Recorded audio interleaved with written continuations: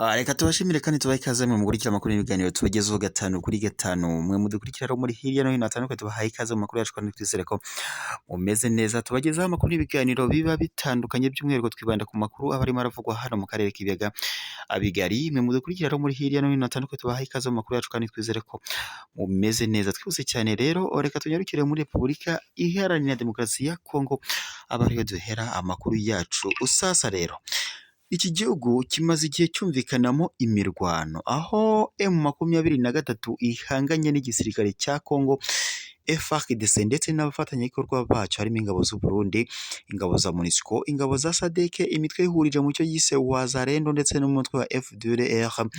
Ni urugamba rero rukomeje guhuza impande zombi, ari nako ndetse umutwe wa M23 ukomeje kwigarurira uduce dutandukanye two muri teritwari nka Masisi, Rucuru ndetse na Nyiragongo. Nk'uko rero amakuru akomeje kugenda abitangaza, umutekano ntabwo wifashe neza muri Kongo, by'umwihariko mu mujyi wa Goma nk'uko amakuru dukurayo akomeza kugenda abitangaza. Kongo rero imaze igihe kitari gito yumvikanamo umutekano muke, nubwo ndetse ifite abafatanyabikorwa bayo bayifasha guhangana n'umutwe witwaje intwaro wa M23. Ku makuru rero akomeje kugenda atangazwa muri Kongo kuri ubu, biri kuvuga ko Repubulika Iharanira Demokarasi ya Kongo haba hari bamwe mu bakozi ba Kenya Airways bafunzwe n'inzego z'iperereza za Repubulika Iharanira Demokarasi ya Kongo. Nk'uko rero bikomeje kugenda bitangazwa, sosiyete itwara abantu n'ibintu mu gihugu cya Kenya izwi nka Kenya Airways biravuga ko yamaganye ifatwa n'ifungwa ry'abakozi babiri bayo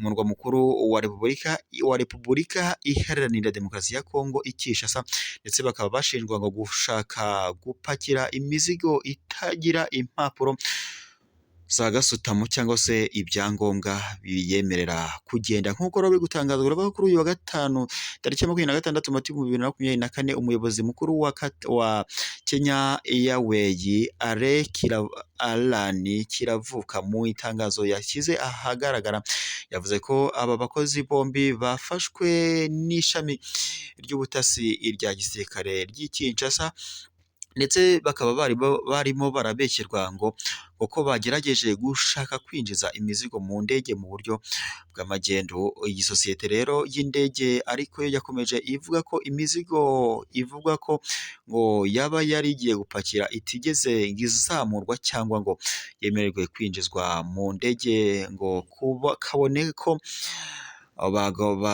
babonaga ko ngo ibyangombwa byayo bitari byuzuye.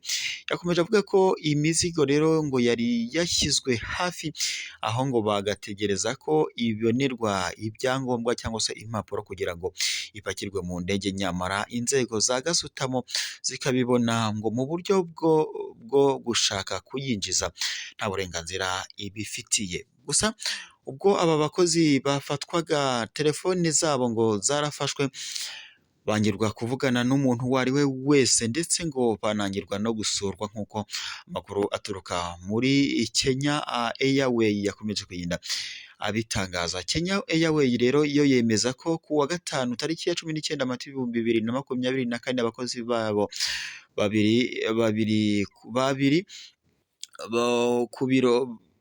babiri ku biro by'indege byabo i Kinshasa ngo bafunzwe n'ishami by'ubutasi bwa gisirikare rizwi ku izina rya Detection Militaire des Activités Anti-Parlementaires rizwi nka DEMIAPO. Bikavuga ko rero nyuma yo gufatwa hitabajwe urukiko rwa gisirikare i Kinshasa maze rwumva iki kibazo rutegeka ko bahita barekurwa vuba cyane. Gusa bikavuga ko rero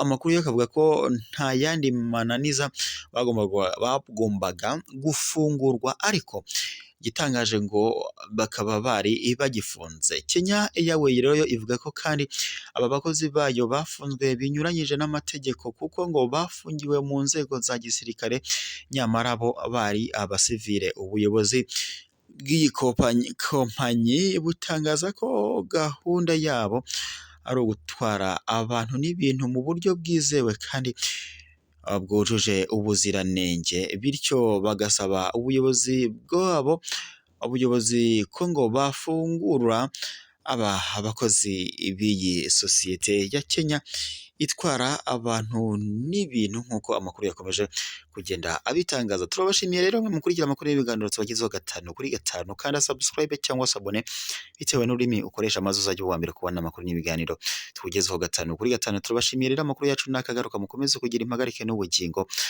Amakuru yo muyagezwaho by'umwihariko mugezwaho amakuru aba arimo aravugwa hano mu karere k'ibiyaga bigari. Turabashimiye, mukomeze kugira amahoro, mukomeze kandi kuba hafi y'amakuru n'ibiganiro tubagezeho 5 kuri 5. Turabashimiye, mukomeze kugira impagarike n'ubugingo.